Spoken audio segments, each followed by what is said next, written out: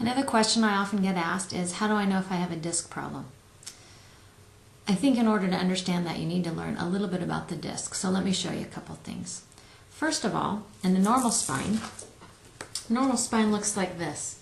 You've got these normal curves. You've got a curve here, and a curve here. These curves that you see in the spine allow the spine to absorb the body weight when you step. When you take a step, your weight has to go somewhere. And these curves absorb the shock of the weight of your body. Sometimes something can happen when those curves are lost. For instance, if a low back looks like this and it's curved versus it looks like this and it's straight, the straightening of the spine can cause a compressive force. So when you walk, instead of that curve absorbing your weight, we get compression. If we get compression over time, what happens, these are discs, there are these little pores right here on the end plate of the bone that allow fluid in and out of a disc, because the disc doesn't have any direct blood supply. It's only nourished by fluid which is pushed through these pores on the end plates of the bone. Research shows that when the spine straightens out, the compressive forces cause these pores to seal off, and this keeps fluid from moving in and out of the discs, making the disc unhealthy.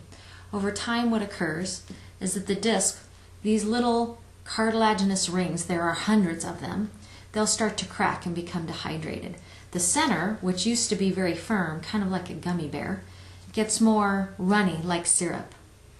Once this last fiber cracks, the disc itself can start to seep out, and it starts to look like this, and it can pinch the nerve. This is called a disc bulge or a disc herniation, and they can be excruciatingly painful. The patient may suffer just from back pain, but they could have pain down the leg. If it happens in the neck, they could be getting pain radiating back into the shoulder blade or down into the arm, or getting numbness and tingling into the fingers. You might experience headaches. Regardless, this is a serious condition.